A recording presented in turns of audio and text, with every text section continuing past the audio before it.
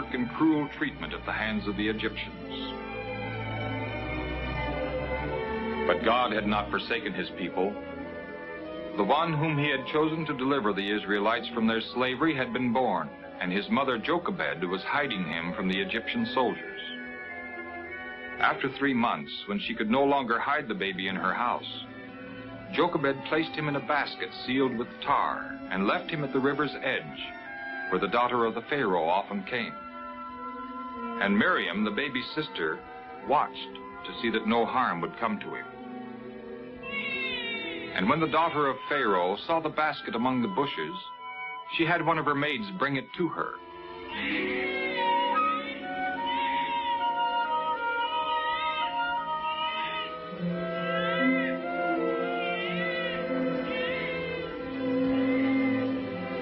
Filled with pity for the crying baby whom she recognized as an Israelite, Pharaoh's daughter decided to raise him as her own son. Do you want me to get a Hebrew woman to nurse the child for you? Yes. Go and find a woman to look after the child.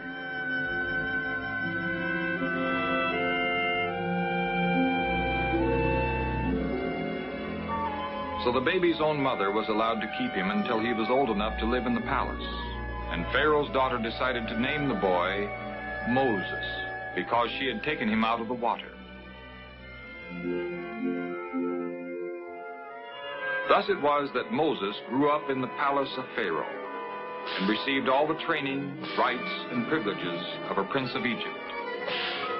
But one day, when he saw an Egyptian striking an Israelite, one of his own people, Moses turned on the Egyptian and killed him. The very next day, Moses saw 2 Israelites fighting and tried to make peace between them. He asked the one who had started the fight, "Why are you hitting your fellow worker?" Who made you a ruler and a judge over us?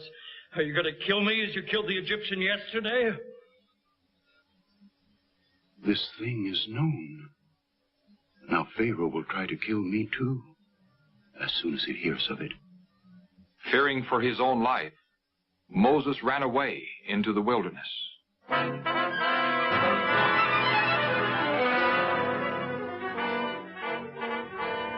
For 40 years, Moses lived in the land of Midian.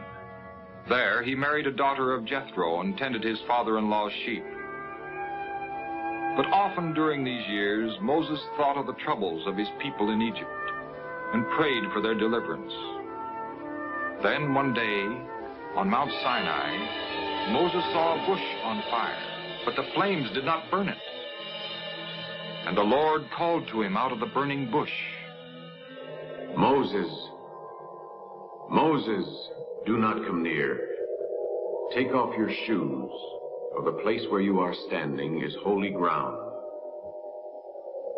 I have seen the misery of my people in Egypt and have heard their prayers. And I am going to deliver them from the Egyptians and will bring them to a good land, flowing with milk and honey.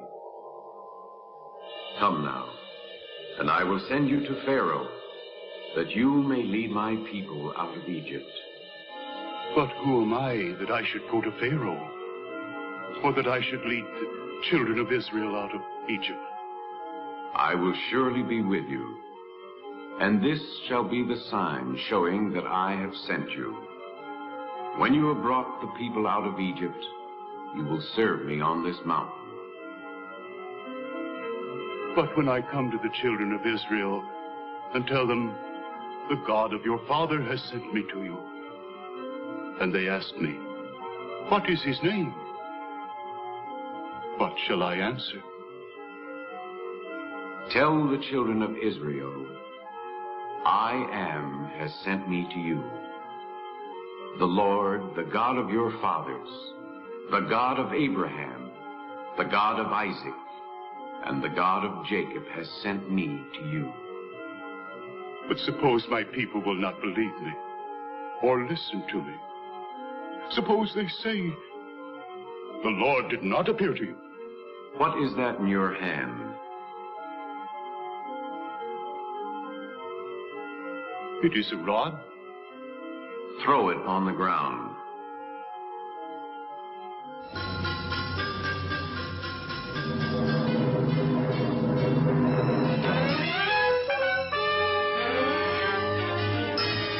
Put out your hand and take it by the tail.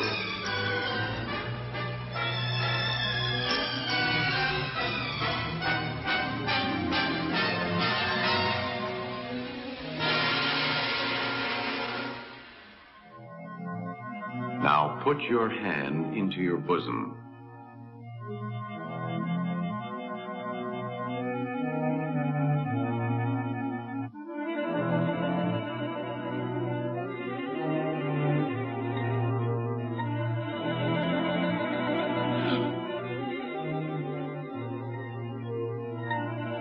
It is leprous.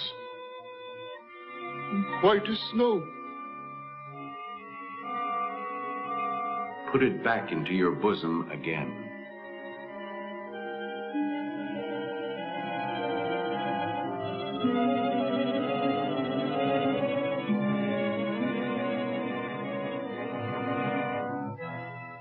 If they will not believe you when they see the first miracle, they will believe when they see the second miracle.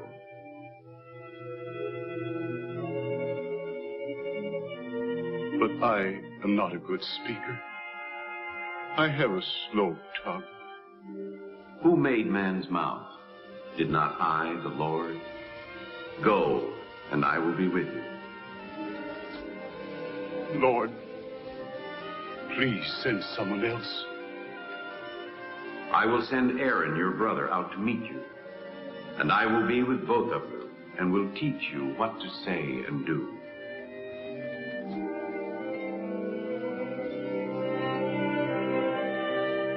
After this, Moses was left alone.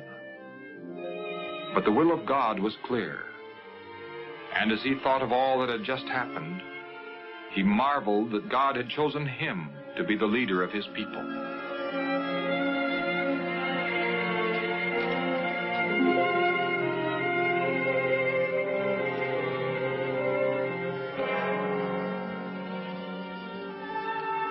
And as the Lord had promised, Moses' brother Aaron came to the wilderness and met Moses. There, Moses told Aaron everything that the Lord had told him, and about the miracles God had ordered him to do. Then Moses and Aaron set out together for the land of Egypt. When Moses and Aaron came to Egypt, they called together all the leaders of the children of Israel. And Aaron told them what the Lord had said to Moses, and he did the miracles before the people. When the leaders of Israel saw the proof which the Lord had given, they believed that God had come to help his people and would deliver them from their slavery in Egypt, and they bowed their heads and worshiped the Lord.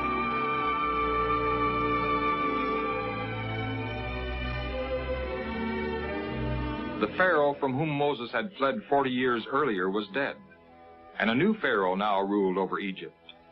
But from all that Moses had seen, he knew that the Egyptians were as cruel to the Israelites as they had ever been. And Moses' heart burned within him as he faced the brutal king who oppressed his fellow Israelites. The Lord God of Israel says, let my people go and celebrate a festival for me in the wilderness. Who is this Lord God that I should obey his voice and let Israel go? I do not know the Lord, and what is more, I will not let Israel go. The God of the Hebrews has met with us.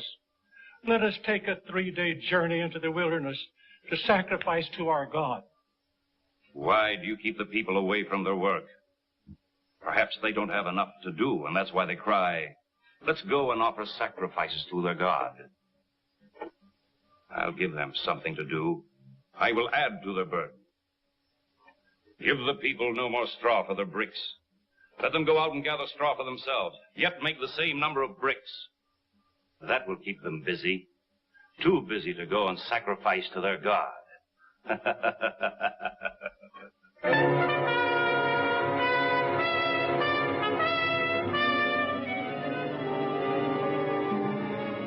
From that day, the people had to work even harder than before.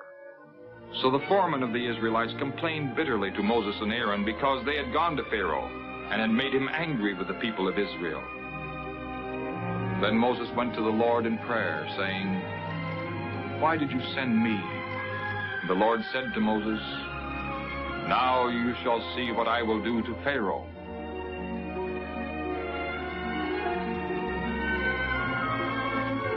Pharaoh was soon to learn for himself the power of the God whom he had mocked. For the Lord caused 10 plagues to fall upon the land of Egypt. In the first plague, the Nile and all the waters of Egypt were turned into blood. Then came the plague of frogs, which covered the land, and the plague of gnats and of flies, which swarmed everywhere. Time and again, messengers hurried to Pharaoh from all parts of the land, bringing news of the latest plague to fall upon Egypt. The cattle diseased, men and beasts stricken with sores. And over again, Pharaoh would promise to let the Israelites go, only to break his promise as soon as the plagues were lifted.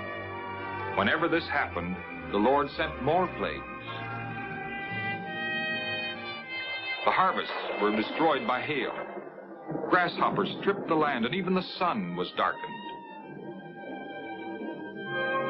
Then came the last and most terrible plague of all, death. It struck the eldest child in every Egyptian family. Even to Pharaoh's house death came, striking down his firstborn son. And there was much grief in all of Egypt.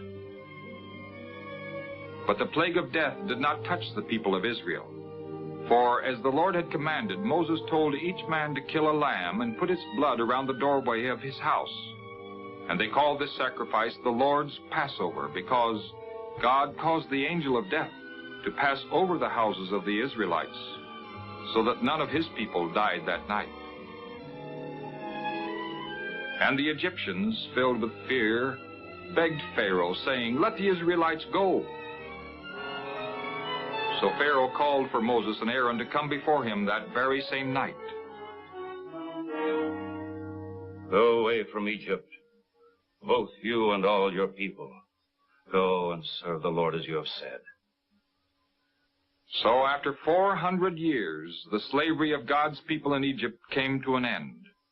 And Moses and Aaron began that very night to lead Israel out of Egypt to the promised land of Canaan. Thus the Israelites left Egypt, taking with them their flocks, herds, silver and gold, and other valuables which the Egyptians were eager to give them. But while they were traveling toward the Red Sea, Pharaoh regretted his promise to let them go and sent his chariots to pursue them. And when the Israelites saw the Egyptians coming behind them, they were stricken with panic. Don't be afraid. Stand still and see how the Lord is going to save you from the Egyptians. The Lord will fight for you. Then God said to Moses, "Tell Israel to go forward."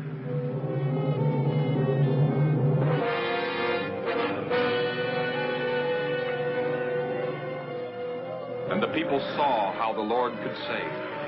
For when Moses, at God's command, stretched his rod out over the Red Sea, the waters divided.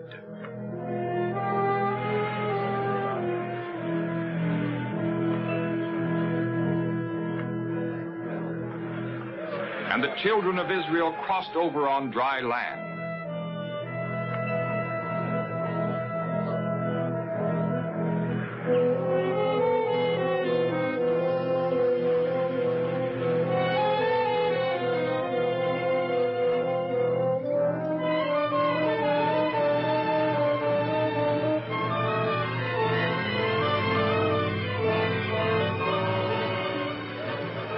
When the Egyptians followed them into the Red Sea, the waters came together and covered all of Pharaoh's men. That day the Lord saved Israel from the Egyptians, and his grateful people sang a joyful song of praise and thanksgiving.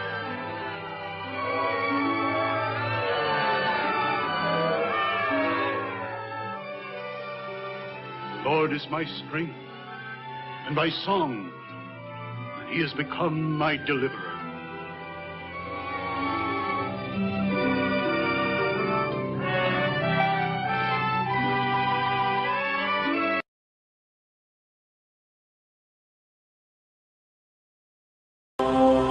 انظرنا يا فتيات، انظرنا هناك. ما هذا الصندوق وما الذي أتى به إلى هنا؟ لنذهب إليه ونأخذه.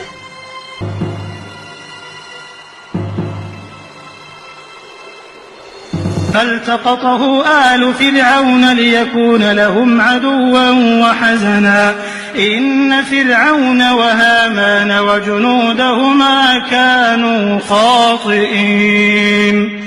ليقترب هذا الصندوق مني، افتحي. ولكن يا مولاتي أخشى أن يكون به شيء قد يصيب مولاتي بضرر. افتحي. إنه ولد.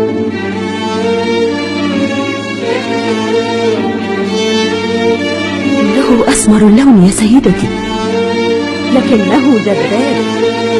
لم ينشرح قلبي لأحد سوى هذا الولد.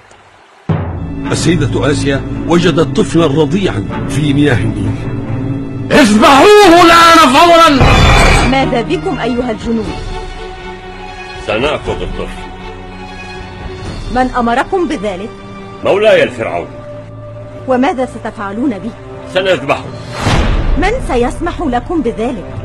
أنا الفرعون الأعظم وحاكم مصر. اذبحوه. مهلا. أتعصين أوامري؟ ما كان لي أن أعصي لك أمرا. إذا ماذا تريدين؟ لنتحدث وحدنا ولا يسمعنا أحد. أرجوك امنحني هذه الفرصة. قليل من الوقت وسيخرج إلينا الفرعون والسيدة آسيا وسنعلم كل شيء. اتركه يعيش. يعيش هو وأموت أنا؟ هكذا هو الوفاء لي يا آسيا؟ إن تفسير منامك يقول إن الذي سيزول ملكك على يديه سيخرج من بني إسرائيل، أليس كذلك؟ بلى. وما الذي أدرانا إن كان هذا الولد من بني إسرائيل أم لا؟ إذن من المحتمل أن يكون من بني إسرائيل، إذن فليمت. لم نرزق بولد يا زوجي العزيز منذ أن تزوجنا، وكلانا يعاني من ذلك. ماذا تقصدين بذلك يا آسيا؟ أقصد لماذا تعتبر هذا الولد نقمة وزوال ملكك على يديه؟ ربما يكون نعمة. زوجي اتركه، عسى أن ينفعنا أو نتخذه ولدا، وسيكن كل الولاء والإخلاص لك إذا تربى بين يديك وفي نعمتك. اتركه لينفعنا. وقالت امرأة فرعون قرة عين لي ولك لا تقتلوه عسى أن ينفعنا أو نتخذه ولدا وهم لا يشعرون. اتركوه. نجا موسى من فرعون، وحال الله بين فرعون وبين قتل موسى. الحمد لله، أنا لا أصدق أذني. سيعيش في قصر الفرعون، وآسيا زوجة الفرعون سترعاه. لقد اطمأن قلبي لذلك، وتأكدت أن الله يحرس ابننا. ماذا به؟ لم لا يكف عن البكاء؟ ربما جاع وعليه أن يرضع. إذن فليأتوا بمرضعة. عليك أن ترضعيه جيدا أيتها المرضعة، فهو بمثابة ابن لزوجة الفرعون. لن أترك في أمعائه مكانا إلا وملأته باللبن. إنه يبعد بوجهه عن صدرك. هذا شيء عجيب، فهو كما تقولين لم يرضع منذ الصباح. سأذهب إلى مولاتي كي أخبرها بالأمر. لما لا يقبل صدرها؟ لا نعلم يا مولاتي. فلتذهب هذه المرضعة ونأتي بأخرى، ربما يتقبل من الأخرى. عجبا لهذا الطفل، لقد رفض ثانية. هذه المرة أعلن عن رفضه بوضوح. هذه أول مرة تحدث لي، إنه طفل عجيب. وماذا علينا أن نفعل الآن يا مولاتي؟ أريد مع شروق شمس اليوم الجديد أن تكون كل مرضعات البلاد هنا عندي في القصر. السيدة آسيا زوجة فرعون مصر العظيم. لنبدأ.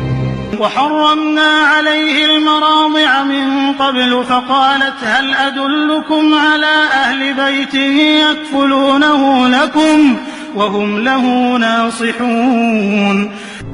رفض.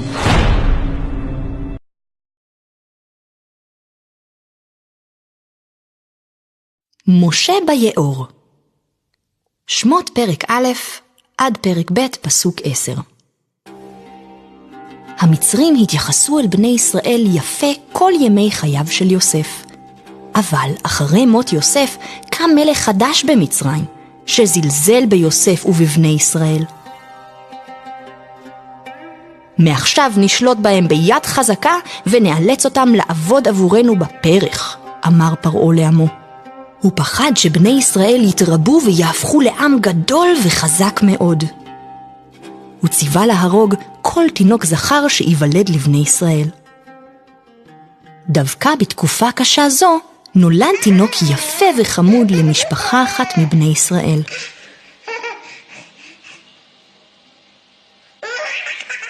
בהתחלה הצליחה אמו להסתיר אותו, אבל התינוק גדל ושיחק והרעיש, והיא הייתה צריכה לדעת מה לעשות.